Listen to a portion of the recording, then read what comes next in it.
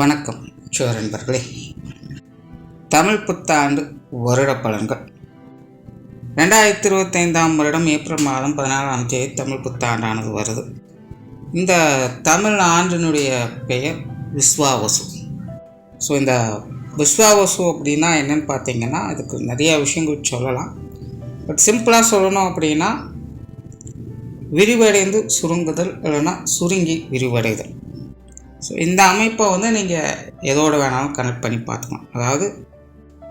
அதாவது வளர்ச்சியும் இருக்கும், வீழ்ச்சியும் இருக்கும்.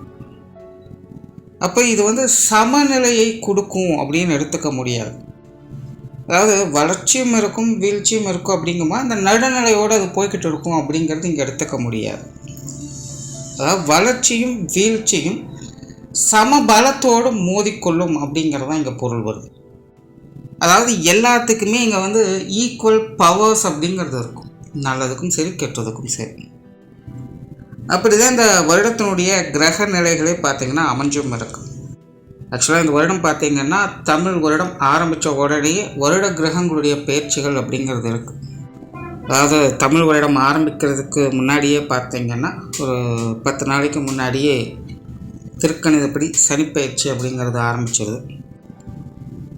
அதுக்கப்புறமா ராகுகேது பயிற்சி, அதுக்கப்புறம் குரு பயிற்சி அப்படிங்கிறது இந்த வருட கிரகங்களுடைய பயிற்சிகள் அப்படிங்கிறது ஆரம்பத்திலேயே நிகழ்ந்துருது. ஆனால் இந்த கிரகங்களுடைய அமைப்புகளே பார்த்திங்கன்னா, அவங்கவுங்க இருக்கக்கூடிய நிலைகள் ஸ்ட்ராங்காக தான் இருக்காங்க. ஒருத்தருக்கு ஒருத்தர் சளைச்சவங்க இல்லை அப்படிங்கிற மாதிரி செயல்பட்டுட்டு வருவாங்க. ஸோ இங்கே சுப கிரகங்கள் அசுப கிரகங்கள் அப்படிங்கிற நிலைகளில் எல்லாத்துக்குமே போட்டிகள் அப்படிங்கிறது இருந்துகிட்டு தான் இருக்கும்.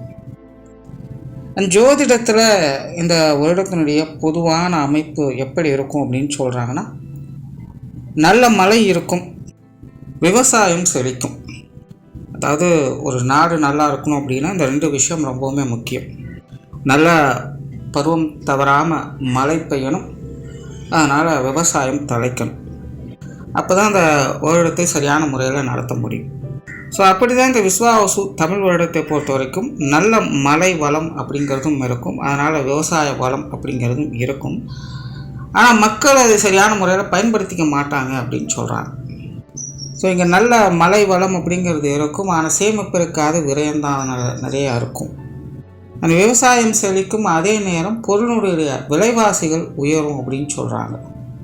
அதே போல் பருவ காலங்கள் மாற்றி அமையும் அப்படின்னு சொல்கிறாங்க. அது இப்போது ரீசெண்ட் டேஸில் நடந்துக்கிட்டு தான் இருக்குது.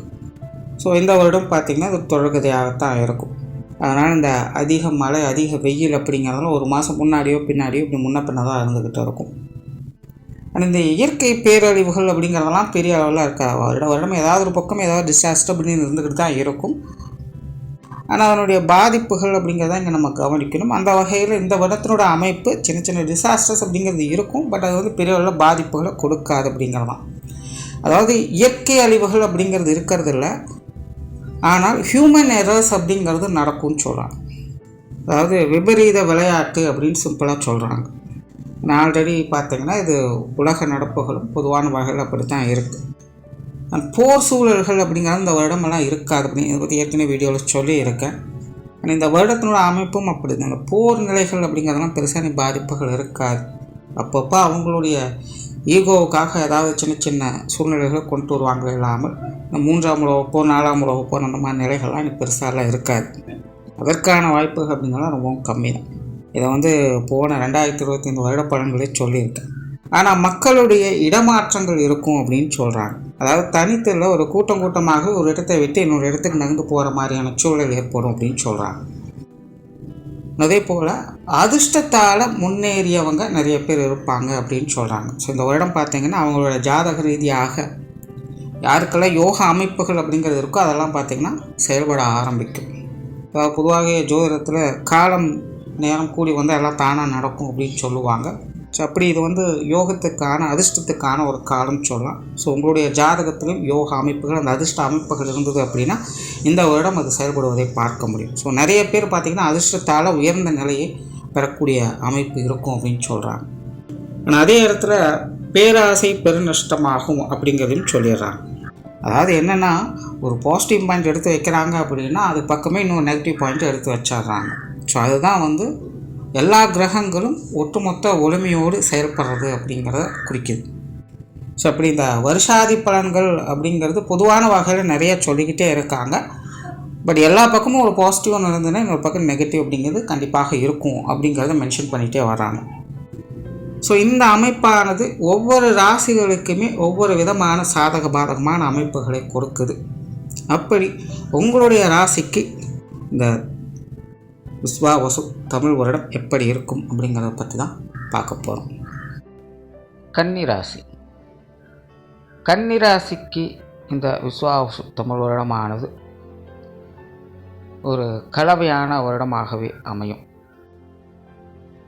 கிளியராக சொல்லணும், இது ஒரு கான்ட்ரவர்சியலான வருடம் அப்படின்னே சொல்லலாம். அதாவது கெட்டதில் ஒரு நல்லது, இல்லைன்னா நல்லதில் ஒரு கெட்டது அப்படிங்கிற மாதிரியான விஷயங்களை எதிர்பார்க்கலாம். காரணம், ராசியின் அடிப்படையில் கன்னி ராசிக்கு பார்த்திங்கன்னா இந்த கிரகங்களுடைய அமைப்பு சுப கிரகங்களும் அசுப கிரகங்களும் மாறி மாறி செயல்படுது.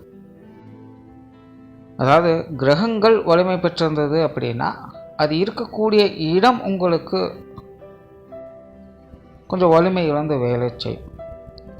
இல்லை ஒரு நல்ல இடங்களில் அந்த கிரகங்கள் இருக்குது அப்படின்னா அந்த கிரகங்கள் வலிமை இழந்து வேலை செய்யும். ஸோ இப்படி தான் கன்னி ராசிக்கு இந்த கிரக அமைப்புகளானது இந்த வருடம் அமைஞ்சிருக்கு. ஸோ இது பெருசாக எந்த ஒரு நெகட்டிவான விஷயங்களும் இம்பேக்ட் பண்ணாது. பட் அதுக்காக ஆக ஓஹோ அப்படின்னு வளர்ச்சியும் கொடுத்துறாரு. ஏற்கனவே கன்னி ராசிக்காரங்க ஒரு விதமான மன சஞ்சலத்தோடு வாழ்க்கையில் ஏற்றங்களை பார்த்து கொண்டு இருக்காங்க. இது தொடர்ச்சியாக நிறைய பதிவுகளை பேசியும் இருக்கும். ஒரு பக்கம் சங்கடங்கள் இருந்துக்கிட்டு தான் இருக்குது. ஆனாலும் வாழ்க்கை நிலை எப்படியோ அடுத்தடுத்த ஸ்டேஜுக்கு போய்கிட்டு தான் இருக்குது அப்படிங்கிற நிலைகளை கன்னிராசிக்காரங்க இருக்காங்க. அந்த வகையில் இந்த வருடத்தினுடைய அந்த கிரக மாற்றங்களானது கன்னிராசிக்காரங்களுக்கு வாழ்க்கையில் நிறைய மாற்றங்களை கண்டிப்பாக கொடுக்கும். எல்லாத்துலேயுமே மாற்றங்கள் அப்படிங்கிறது இருக்கும். நல்லது கெட்டதாக மாறும், கெட்டது நல்லதாக மாறும். ஆனால் என்னென்னா திரும்பவும் எல்லாருமே அவருடைய மையத்தை நோக்கி வந்தது அப்படிங்கிற மாதிரி ஒரு நல்ல அப்சைடு கொடுத்தாலும் அதை திரும்பவும் அந்த ஸ்ட்ரென்த் ஸ்டேஜுக்கு கொண்டு வந்துடும். ஒரு நல்ல டவுன் சைடு கொடுத்தாலும் அதை மறுபடியும் திரும்ப பார்த்திங்கன்னா அப்சைட் மூவ்மெண்ட் பண்ணி ஒரு சென்ட்ரல் ஸ்டேஜுக்கு கொண்டு வந்துடும். ஸோ இப்படி தான் இந்த வாழ்க்கை நிலை மாற்றங்கள் அப்படிங்கிறது ஏற்ற இறக்கங்கள் அதிகமாக காணப்படும். ஆனால் முடிவில் பார்த்திங்கன்னா திரும்பவும் எங்கே ஆரம்பிச்சிங்களோ அங்கேயே நிற்கிற மாதிரி இருக்கும். ஸோ இதுதான் கன்னிராசிக்காரங்களுக்கு இந்த வருடத்துடைய மேஜர் இம்பேக்ட். ஸோ இதில் நிறைய சாதகமான அமைப்புகளும் இருக்குது, சில பாதகமான அமைப்புகளும் இருக்குது. மெயினாக கன்னிராசிக்காரங்களுக்கு மன ரீதியான சங்கடங்கள், உடல் ரீதியான சங்கடங்கள் அப்படிங்கிறது உலகம். ஏன்னா நிறைய கன்னிராசிக்காரங்களுக்கு உடல் அலைச்சல்கள், மன அலைச்சல்கள் அப்படிங்கிறது தவிர்க்க முடியாத நிலையில் இருந்துட்டு வருது. ஏதோ ஒரு வகையில் 10 ரூபானாலும் 10 ரூபா மாதம் மருத்துவத்துக்காக செலவிட வேண்டிய சூழ்நிலைகள் அவங்களுக்கு இருந்துக்கிட்டே இருக்கும். ஸோ அந்த மாதிரியான நிலைகள்லாம் பார்த்திங்கன்னா இந்த வருடத்துலேருந்து கொஞ்சம் உலக ஆரம்பிக்கும். உடல் நிலையிலும் முன்னேற்றங்களை எதிர்பார்க்கலாம். மன ரீதியான அந்த சஞ்சலங்கள், கவலைகள், குழப்பங்கள் போன்ற விஷயங்களும் வெளிவர ஆரம்பிக்கலாம். ஆன்மீக ரீதியான விஷயங்களில் ஈடுபாடுகள் அதிகரிக்கும். நிறைய தான தர்ம புண்ணிய காரியங்களில் ஈடுபட்டு வருவீங்க. உங்களால் முடிந்த உதவிகளை மற்றவங்களுக்கு செய்து வருவீங்க. இன்னும் சொல்லப்போனால் மறைமுகமான உதவிகள் அப்படிங்கிறது மற்றவங்களுக்கு போய் சேரும். உங்களுடைய காரியங்கள் வகையில் உங்களுக்கு தெரிந்தோ தெரியாமலோ மற்றவங்களுக்கு சில உபாயங்கள் அப்படிங்கிறது ஏற்படும். அதனால் உங்களுக்கு சில சாதகமான அமைப்புகள் அப்படிங்கிறது இருக்கும். ஸோ பொதுவாகவே நிறைய புண்ணிய காரியங்கள், தான தர்ம காரியங்களில் ஈடுபட்டுட்டு வருவீங்க. பொருளாதாரம் சார்ந்த விஷயங்களில் ஏற்ற இறக்கங்கள் என்பது அதிகமாகவே இருக்கும். ஒரு பக்கம் உங்களுக்கு பொருள் ஆதாயம் அப்படிங்கிறது நல்லபடியாகவும் இருக்கும். அதே நேரம் அதற்கேற்ற அளவுக்கு விரயங்களும் இருந்து கொண்டே இருக்கும். குறிப்பாக இந்த காசு வர சமாச்சாரங்க, திடீர் அதிர்ஷ்ட யோக வாய்ப்புகள் அப்படிங்கிற மாதிரி லம்போ ஒரு அமௌண்ட் கைக்கு வர மாதிரியான சூழல்கள் அப்பப்போ வந்துட்டு போகலாம். ஆனால் அப்படி கிடைத்ததை முடிஞ்ச அளவுக்கு தக்க வச்சுக்கோங்க, பாதுகாப்பாக வச்சுக்கோங்க, கேர்லெஸ்ஸாக விட்டுடாதீங்க. ஏன்னா இந்த பொருளாதார விஷயங்களில் கிடைக்கக்கூடிய யோகங்களானது எப்படி வந்ததோ திரும்ப அப்படியே போகக்கூடிய நிலைகள் இருக்குது. ஆரம்பத்தில் எதாவது சொன்னேன், எங்கே சுற்றினாலும் திரும்பவும் அதனுடைய சென்ட்ரு பாயிண்ட்டுக்கே வரக்கூடிய நிலை தான்.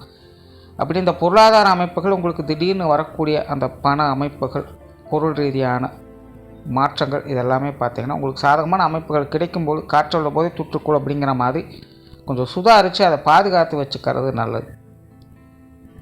கேர்லெஸ்ஸாக விட்டுட்டீங்க, சரி அப்புறம் பார்த்துக்கலாம் அப்படின்னு விட்டுட்டீங்க அப்படின்னா எப்படி வந்ததுன்னு தெரியாது, எப்படி போச்சு அப்படின்னு தெரியாது அப்படிங்கிற சூழ்நிலை தான் இருக்கும். இந்த காசு மத சமாச்சாரங்களில் நிறைய ஏற்ற இறக்கங்கள் அப்படிங்கிறது பார்க்க முடியும். அதே போல் இந்த கடன் சார்ந்த விஷயங்களை நிறைய பேர்த்த வாலண்டியராகவே தள்ளும்.